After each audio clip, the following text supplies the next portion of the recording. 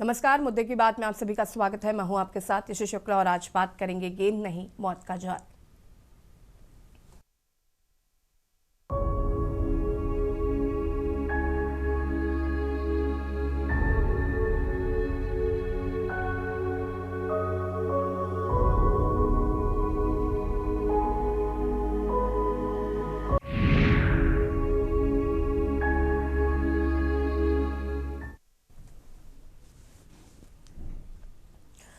आज की ये खबर सिर्फ एक खबर नहीं है, ये एक चेतावनी है। यह हर माता पिता के लिए अलार्म बेल है और ये सवाल हमारे सिस्टम पर, हमारे समाज पर, उस डिजिटल दुनिया पर है जिसने हमारे बच्चे चुपचाप खोते जा रहे हैं। आज हम बात कर रहे हैं ऑनलाइन गेमिंग और डिजिटल एडिक्शन की और उस दर्दनाक घटना की जिसने गाजियाबाद ही नहीं पूरे देश को झकझोर कर रख दिया।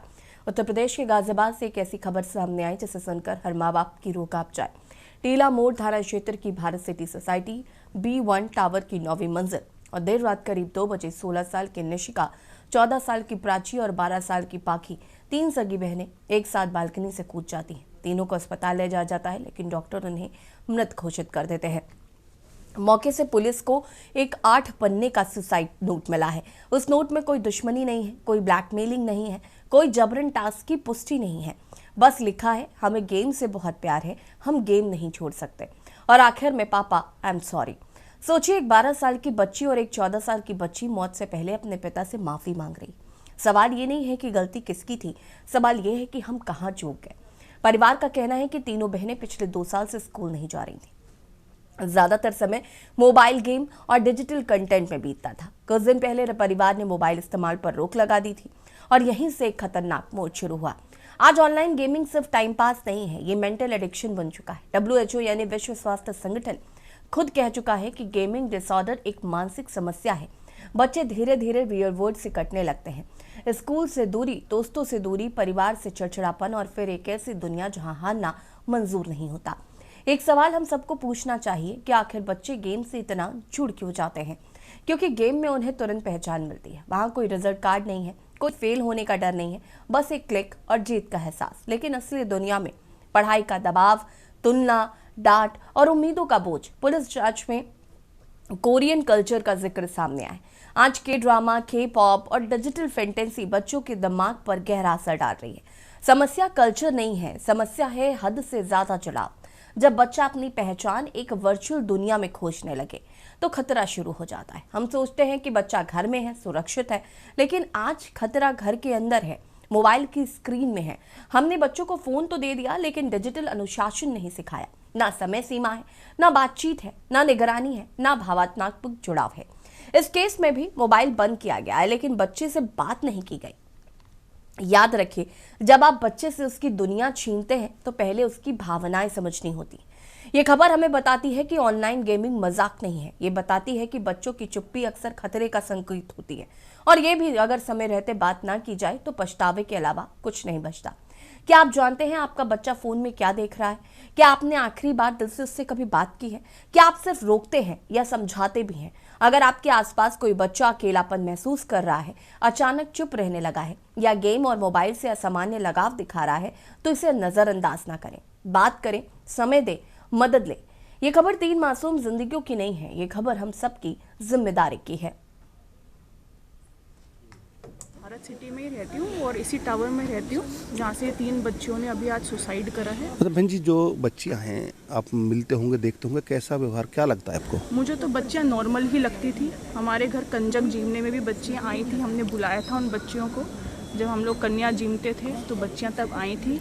बट जैसा कि लोग कह रहे हैं कि वो स्कूल नहीं जा रही थी और हमने उन्हें कभी पार्क में भी और बच्चों के साथ खेलते नहीं, जैसे सर्दियों में सब बच्चे नीचे आते हैं, वो कभी हमने लिफ्ट में भी नहीं देखी। यहाँ पार्क में घूमते आसपास कभी नहीं देखी। इतने प्रोग्राम्स होते हैं, उनकी मम्मी तो देखी थी कई बार, बट बच्चियाँ हमने कभी नहीं देखी। बच्चे घर से बाहर नहीं निकलते? बच्चे यहाँ घर से बाहर नहीं। अरे स्कूल जाते थे क्या बच्चे? स्कूल नहीं जाती थी बच्चियाँ। पढ़ते कोरोना टाइम से वो घर पे, आर्थिक स्थिति जो भी सुनने को आ रहा है कि आर्थिक स्थिति ऐसी थी कि वो घर पे ही थी, वो स्कूल नहीं जाती थी, तो घर में ही थी वो बच्चियाँ। अरे बहन जी, जैसे आप बच्चों से कभी मिलते होंगे, कंजक जिम में आती हुई आप जैसा बताया, था। उनका सामान्य व्यवहार कैसा था? वो नॉर्मल ही थी, ज़्यादा बातें तो नहीं होती थी, बट हाँ एक चीज़ मैं कहना चाहूँगी कि माँ बाप को ज़रूर अवेयर रहना चाहिए। अगर बच्चे अपने आप को आइसोलेट कर रहे हैं घर में, कैसे ही बच्चे हैं वो आइसोलेट कर रहे हैं, वो बोलचाल नहीं रख रहे और अपने साथ के बच्चों से बोलचाल नहीं रख रहे, बाहर आना जाना उनका बिल्कुल ही बंद है, तो ये एक बहुत बड़ा सिग्नल है बच्चों माँ बाप के लिए। ख़ास तौर से ऐसे बच्चों से बात करें, उनको समझें, उनसे बात करें बेटा क्या प्रॉब्लम है क्या है।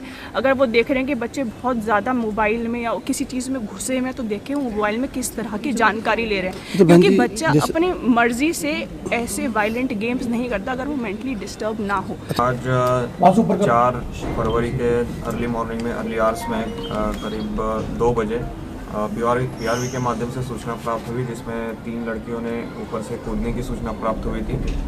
यहाँ मौके पे आके देखा तो तीनों बच्चियों को अस्पताल शिफ्ट कराया गया, जहाँ उनको ब्रॉड डेड डिक्लेयर कर दिया गया था। अभी तक की जो जांच हुई है, इसमें ये सामने आया है कि ये जो तीनों लड़कियां हैं इन्होंने सुसाइड किया हुआ है, और जो हमें इससे संबंध में एक सुसाइड नोट भी प्राप्त हुआ है, जिसकी अधिक जांच की जा रही है, और इन्हीं तथ्यों के आधार पे आगे की कार्रवाई की जा रही है। सुसाइड नोट पे क्या लिखा है सर? सुसाइड नोट पे क्या लिखा हुआ है? देखिए, जितना अभी तक जांच हुआ है उसमें किसी भी ऐप का स्पेसिफिक नाम नहीं है।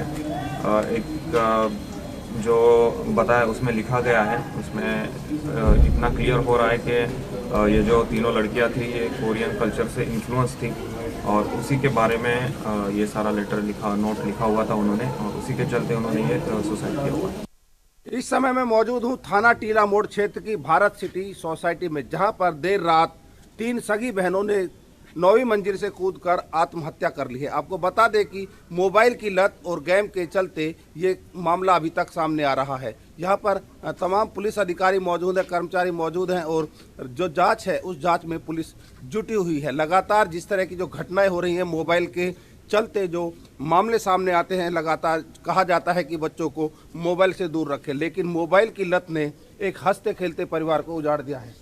हमारे साथ मौजूद हैं सोसाइटी के सिक्योरिटी इंचार्ज, जॉइंट सेक्रेटरी हैं। भैया क्या नाम आपका? राहुल कुमार साहब। राहुल जी, क्या हुआ था? तकरीबन 2 बजे आसपास हमारे पास कॉल आया कि B1 टावर 907 से 3 बच्चों ने कूद गया, सुसाइड किया है। तब तक हम लोग पहुँचे, फिर हम लोगों ने 112 पे कॉल किया, लोकल पुलिस इंचार्ज को भी, चौकी इंचार्ज को भी कॉल किया। मौका पे सारी पुलिस भी पहुंच गई थी, ACP साहब ने खुद यहाँ पहुँचे। अच्छा, घटना की बात करें, जिस तरह से घटना है, अभी तक आपको क्या लगता है कि किस तरह से घटना हुई, क्या कारण रहे हुए? अभी तक जो मुझे जानकारी प्राप्त हुई है पुलिस ऑफिशियल्स इंचार्ज से, जो भी मैं था वहाँ, तो पता चला है कि ऑनलाइन गेमिंग है कोई, उसी से पता चला है कि ऑनलाइन गेमिंग के तहत ये चीज़ हुआ है।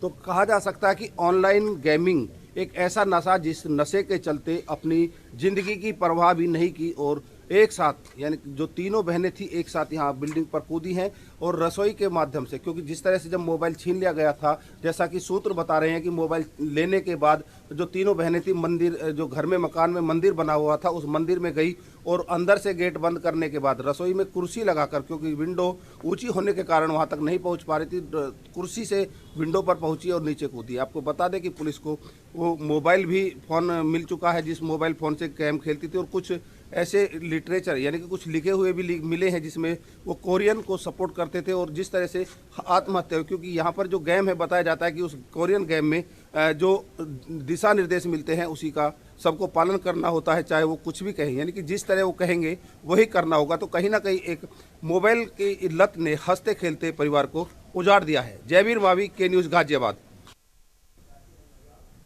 और इसी मुद्दे पर बातचीत करेंगे, लेकिन उससे पहले आपको लोकसभा की कार्रवाई मिले चलते हैं, जहां पर केंद्रीय मंत्री पीयूष गोयल क्या कुछ कहना सुन लेते हैं।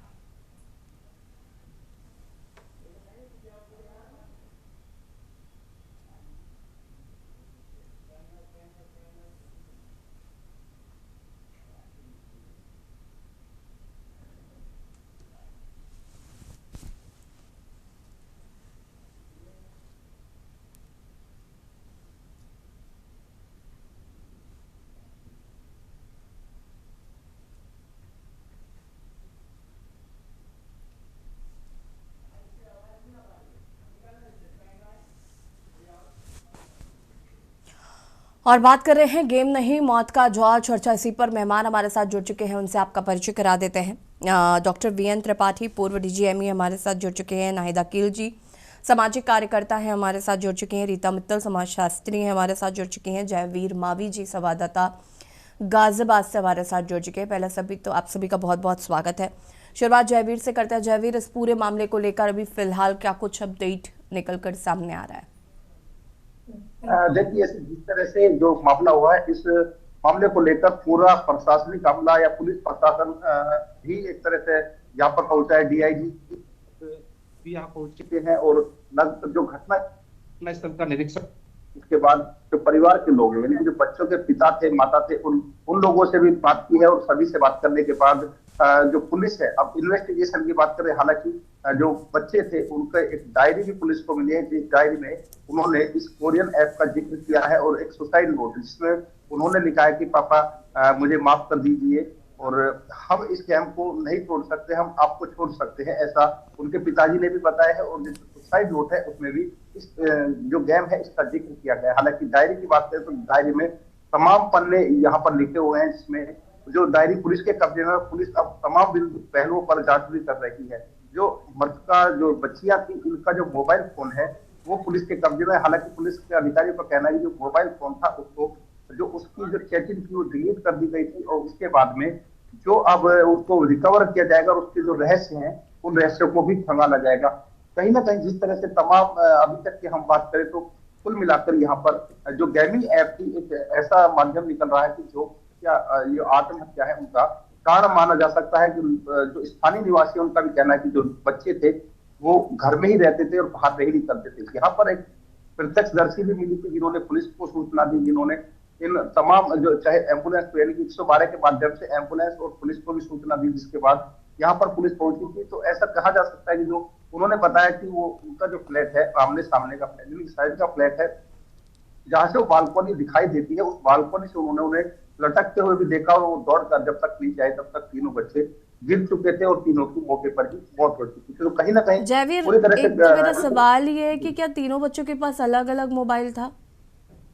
नहीं, ये एक ही मोबाइल से गेम था उसको खेलते थे और जो बीच वाली जो 14 वर्षीय बच्ची थी उसकी कमांडर थी, यानी कि उन सभी चीजों को वही कमांड देती थी। और जो तीनों बच्चे थे एक ही मोबाइल से गेम खेलते थे। अब और वो मोबाइल अब पुलिस के कब्जे में है, जिसके बाद तमाम तरीके की जांच की बात करें, तमाम पुलिस के आला अधिकारी यहाँ पर पहुंचे।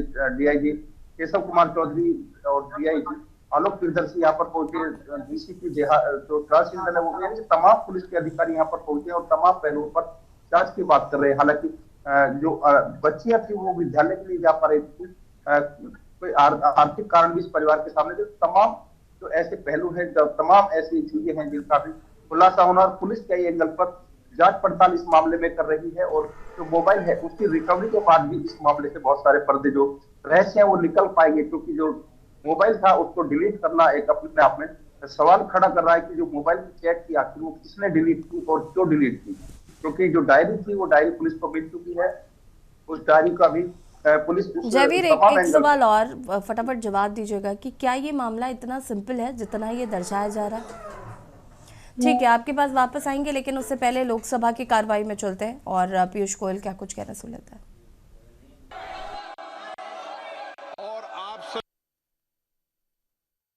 क्या जा रहा है और गेम नहीं मौत का जौल चर्चा इसी पर। जयवीर, फटाफट जवाब दीजिएगा।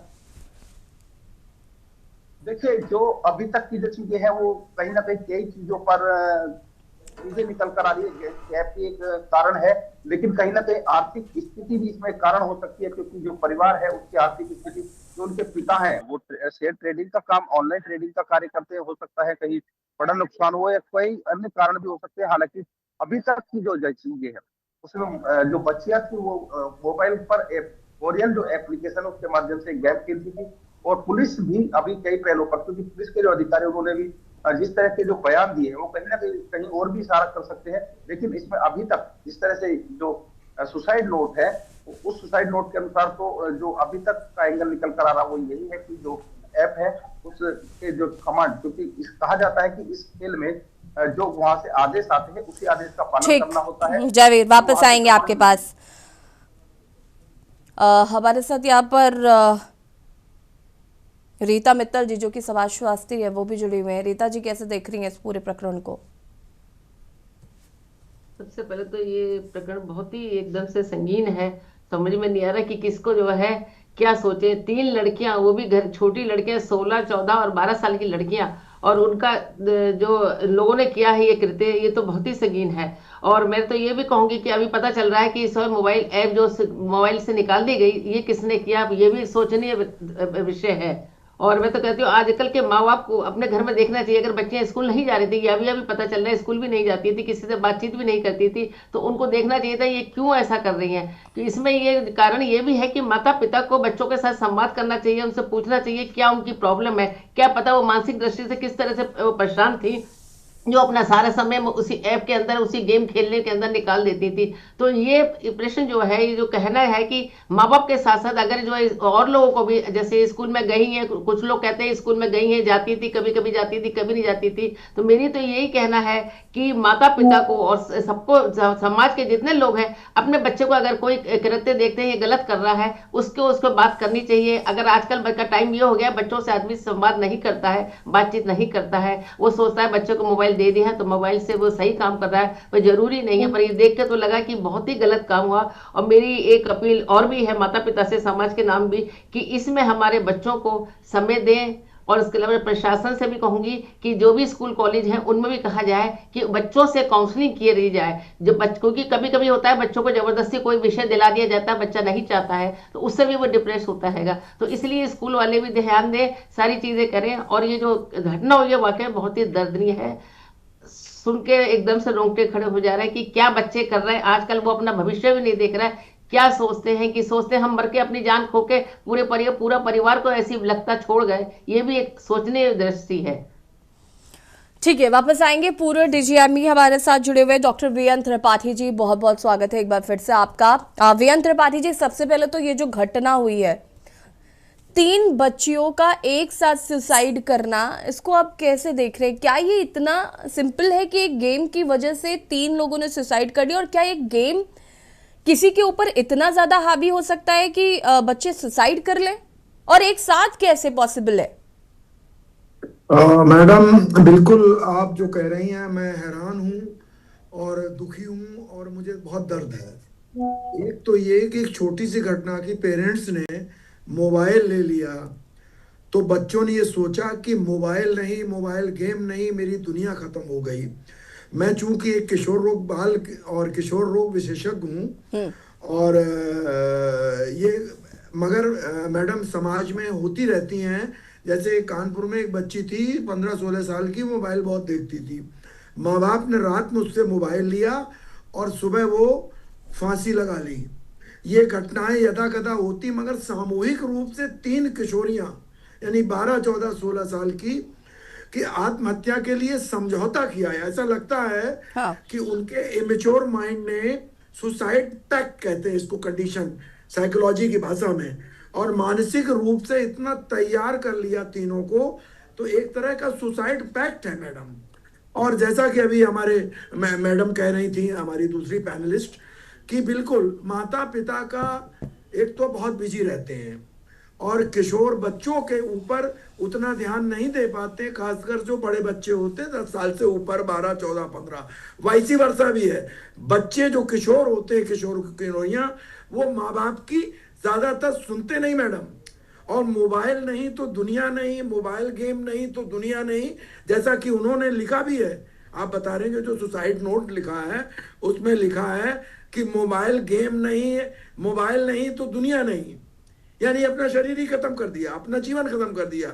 ये बहुत ही चिंताजनक है मैडम। समाज में केवल ये टिप ऑफ द आइसबर्ग है। आप देखिए कितने बच्चे और भी हैं, किशोर किशोरियां, टीनेजर्स और लेस देन टीनेजर्स, यानी 8 से 9 साल के बच्चे जो एडिक्ट हैं। और मोबाइल के दुष्परिणामों में मैं आपको अपने जो मैं दर्शक बता दूं कि 2 वर्ष तक छोटे बच्चे को तो मोबाइल दिखाना ही नहीं है, देखना ही नहीं है। 2 से 5 साल तक माता पिता की प्रेजेंस में केवल मैक्सिमम आधा घंटा, उससे ऊपर भी यही है। तो ऑलरेडी गाइडलाइंस हैं, माता पिता दुर्भाग्यपूर्ण स्थिति है कि माता पिता के पास ना तो समय है, बच्चे समझना नहीं चाहते हैं, स्कूल वाले करिकुलम में निपटाते हैं। तो परिवार, समाज और स्कूल, ये तीनों को मिलकर कुछ करना पड़ेगा, नहीं तो मैडम ये बहुत ही संवेदनशील मुद्दा है, गंभीर विषय है, दर्दनाक है, और मैं इससे बहुत दुखी हूं आज जी। ठीक है, सोशल एक्टिविस्ट नाहिद अकील जी हमारे साथ जुड़े हुए हैं। नाहिद जी, पूरे प्रकरण पर क्या कहना है पहले तो? देखिए, पूरा प्रकरण जो है दो जगह इशारा कर रहा है। एक तो मुझे ये संदेह है कि किसी भी गेम से एक तो सुसाइड कर सकता है या गेम को फॉलो करते हुए, क्योंकि पहले बहुत सारे केसेस हुए हैं देश में, लेकिन 3 बच्चियां एक साथ किसी गेम को फॉलो करते हुए सुसाइड कर लें, ये नामुमकिन है। और साथ ही साथ ये भी बात हो रही है कि वो आर्थिक रूप से कमजोर थे, वो बच्चे स्कूल भी नहीं जा रहे थे। जब वो बच्चे स्कूल भी नहीं जा रहे थे, आर्थिक रूप से कमजोर भी थे, तो बच्चियों के पास अलग से मोबाइल कैसे है? और फिर वो ऐप का डिलीट कर देना। भाई, अगर उन्होंने सुसाइड किया है तो फिर किसको इतनी बड़ी जल्दी थी कि उनके सुसाइड करते तुरंत ही आप ऐप डिलीट कर रहे हैं? डायरी में, ये इन्वेस्टिगेशन का बहुत बड़ा पार्ट है कि डायरी में किसने लिखा सुसाइड नोट, राइटिंग मैच होनी चाहिए, और ऐप क्यों डिलीट हुआ? क्या ऐप का ही मेरा पूरा मसला था? जब बच्चियां स्कूल नहीं जा रही, सबसे बड़ी तो हमारे देश में कमी ये है कि डिजिटल कंट्रोल नहीं है। कि आप पहला केस नहीं है, आप कानपुर के उदाहरण दे रहे हैं, कलकत्ता में, नोएडा में ही, और तमाम केसेस ऐसे पहले हो चुके हैं, आज से 5-10 साल पहले थी, तो उस पर कोई कंट्रोल नहीं है। दूसरी बात यह है कि एक गाइडलाइन होनी चाहिए। आज जिस तरह की परिस्थिति हो गई है कि जिस तरह से बिना लाइसेंस के कोई नाबालिग बच्चा गाड़ी नहीं चला सकता है, तो उसी तरह से इसका भी एक लिमिटेशन होना चाहिए कि कितनी एज के बाद बच्चा मोबाइल ले सकता है। नाहिद जी, देखिए, पेरेंट्स का लुकआउट बहुत इम्पोर्टेंट है यहाँ पर, क्योंकि मुझे ऐसा लगता है आजकल इस पर भी बहुत ध्यान दिया गया है। ऐसा नहीं है कि इस पर काम नहीं किया गया। अब जो फोन्स आते हैं उसमें ऑलरेडी ये होता है कि अडल्ट्स के लिए आप अलग चीज़ें देख सकते हैं, इफ़ यू आर किड्स तो उनकी सेटिंग्स अलग होती है। तो इसके लिए पेरेंट्स को उतना जागरूक होना चाहिए कि आप अगर अपने बच्चे को फ़ोन दे रहे हैं तो आप किस में स्विच कर रहे हैं, आपको ऑलरेडी उनको किड्स जोन में जाकर देना चाहिए। तो ये सारी चीज़ें ऑलरेडी यहाँ पर है। लेकिन मुझे यहाँ पर जो मेरा सवाल है वो सिर्फ इतना है ना कि पूरी जो हमारा एजुकेशन सिस्टम है अब वो डिजिटल ही चल रहा है। एग्जैक्टली। हम लोग पढ़ते थे तो नोट्स बनाते थे, पढ़ते थे, लाइब्रेरी में बैठते थे। आज सारी चीजें जीमेल पर ही निर्भर है, तो बच्चों को मोबाइल देना भी पेरेंट्स की मजबूरी है, लेकिन उसकी निगरानी भी उतनी ही ज्यादा जरूरी है। अब जैसे बच्चियां स्कूल नहीं जा रही थी, निश्चित तौर पे आर्थिक रूप से वो कमजोर थे, फीस नहीं दे पा रहे होंगे, तब बच्चियां स्कूल नहीं जा रही थी। तो जब बच्चियां पूरे टाइम घर में रह रही, तो उसके साथ आप कैसा रिश्ता रख रहे हैं अपने बच्चों के साथ? आप फ्रेंडली ट्रीटमेंट कर रहे हैं या फिर आप अपनी उधेड़-बुन में लगे और बच्चे एक अपने बेडरूम तक सीमित हो गए हैं? ये सारी चीजें देखने की जरूरत है। ठीक है, डॉक्टर प्राची सिंह साइकोलॉजिस्ट हमारे साथ जुड़ चुके हैं। प्राची जी, बहुत बहुत स्वागत है सबसे पहले तो आपका। ये जो पूरा मामला है इसमें आपको लगता है कि एक किसी गेम को फॉलो करने से 3 बच्चियां एक साथ एक ही टाइम पे सुसाइड कर सकती है, क्या ये पॉसिबल है? और अगर ऐसा है तो किस मेंटल स्टेट में है वो लोग?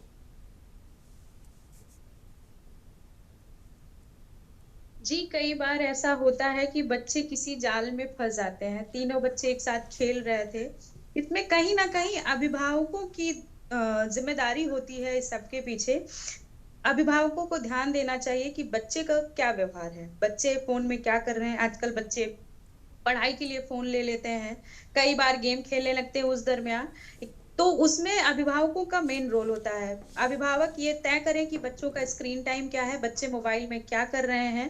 कई बार ऐसा होता है कि बच्चे जो चीजें नहीं भी देखना चाहते हैं वो इन बिटवीन ऐड के तौर पे आ जाती हैं, बच्चे गलती से खुल जाता है या देखने लग जाते हैं, खेलने लग जाते हैं, और फिर वो चीजें ऐसी होती हैं कि बच्चे एक के बाद उसको लॉगिन करते जाते हैं और उसमें फंसते जाते हैं। तो ये बच्चों को उसमें रुचि आने लगती है। जब बच्चों को उसमें रुचि आने लगती है तो बच्चे फिर उसको खोजने लगते हैं, उसमें देखने लगते हैं।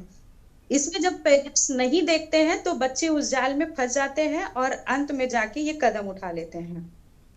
तो इसमें सबसे बड़ी भूमिका जो तय होती है वो माता पिता की तय होती है कि उनको अपने बच्चों की फोन में वो क्या कर रहे हैं देख रेख करनी चाहिए, उनका स्क्रीन टाइम तय करना चाहिए और माता पिता को खुद बच्चों के लिए रोल मॉडल बनना चाहिए कि वो अपना टाइम से फोन उठाएं, टाइम से फोन रख दें। बिल्कुल। प्राची जी देखिए, यहाँ पर हम क्योंकि जो उनकी स्थिति थी कि परिवार में बच्चे पढ़ने नहीं जाते थे, तीनों के तीनों घर पर ही रहते थे, उनका सोसाइटी में आना जाना नहीं था। जैसे कि पड़ोसी बता रहे हैं कि वो पार्क वगैरह भी नहीं जाते थे, खेलने भी नहीं जाते थे। और ऐसा नहीं कि पेरेंट्स का इंट्रैक्शन नहीं था, पेरेंट्स का इंट्रैक्शन था, वो सोसाइटी के लोगों से मिलते जुलते थे, लेकिन उनके बच्चे नहीं मिलते थे। उसके बाद आप घर पर हैं सारा दिन, उनके पेरेंट्स ये भी नहीं देख रहे हैं कि वो फ़ोन में क्या कर रहे हैं, या फिर जब उन्होंने देखा तो उन्होंने पहला ऑप्शन ये चुना कि हम सीधे फ़ोन छीन लेते हैं। और कहीं ना कहीं इस मैटर में भी यही निकल कर आया कि उनसे फ़ोन छीन लिया गया था और कहा गया था कि आप गेम नहीं खेलेंगे। और उसके बाद उन्होंने ये डिसाइड किया, जो फिलहाल अभी जो स्टोरी आ रही है वो यही है कि उसके बाद उन्होंने डिसाइड किया कि हम सुसाइड कर लेते हैं। इसको लेकर पेरेंट्स को क्या करना चाहिए? अगर आपका बच्चा फ़ोन को लेकर एडिक्टेड है तो आप डायरेक्टली उनको कैसे कन्विंस कर सकते हैं, उसको किस तरीके से मना कर सकते हैं, या फिर ये तरीका बिल्कुल सही है कि नहीं, हमने उनको फ़ोन से फ़ोन छीन लिया या उन्हें ये कह दिया कि नहीं आप ये गेम नहीं खेल सकते? देखिए, किसी भी चीज को जोर जबरदस्ती नहीं किया जा सकता है, खासकर जब वो छोटी उम्र में है तो बिल्कुल भी नहीं जोर जबरदस्ती करके किया जा सकता है। बच्चों को पहले तो धीरे धीरे समझाना चाहिए। बच्चों के मन में अगर वो इस तरीके की हरकत कर रहे हैं कि वो बाहर नहीं जा रहे हैं या फिर वो फोन से इतना फोन में लगे हुए हैं, आदत बन चुकी है, तो अभिभावकों को बच्चों के ऊपर पहले धीरे धीरे समझना चाहिए कि वो कर क्या रहे हैं। यदि उनको लगता है कि बच्चे कुछ इस तरीके के गेम में फंसे हुए हैं या कुछ ऐसी चीजें चल रही हैं, वो फोन से जुड़े हुए हैं, तो धीरे धीरे उनसे बाहर निकालना चाहिए। और आजकल इस तरीके के कई काउंसलिंग है, उनको काउंसलिंग करवाना चाहिए, बच्चों को बाहर निकालना चाहिए, थोड़ा सा उनको डाइवर्ट करना चाहिए ताकि वो उससे अलग हो। एकदम से फोन छीन कर उनको घर में बंद कर देना, ये और कई तरीके की जो मन में विचार ख्याल आते हैं वो बढ़ाते हैं कि हमारे ऐसी उम्र में क्या होता है, बच्चे ये समझते हैं कि हमारे पेरेंट्स ही मुझे नहीं समझ रहे हैं, वो अपने खिलाफ बच्चों को अपने माता पिता को समझते हैं बच्चे, तो वहां पर इस तरीके की सिचुएशंस बन जाती हैं। तो बच्चों को, जो अभिभावक है वो बच्चों को धीरे धीरे समझाएं, उन चीजों को बताएं कि क्या कैसे करना है, समझाएं, ये चीजें होनी चाहिए। ठीक है, आप सभी का बहुत बहुत शुक्रिया चर्चा में शामिल होने के लिए। और गाजियाबाद की घटना जहां पर 3 बहनों ने एक साथ सुसाइड कर लिया और कहा जा रहा है कि उनको गेम की आदत थी और पेरेंट्स ने जब उन्हें गेम खेलने से मना किया तो उसके बाद उन्होंने इस तरीके का कदम उठाया। लेकिन कहीं ना कहीं पेरेंट्स को इसको लेकर जागरूक होने की भी जरूरत है। के न्यूज़ की खास पेशकश में फिलहाल इतना ही। देखते रहिए के न्यूज़ इंडिया। नमस्कार। गोल्डी मसाले लाए हैं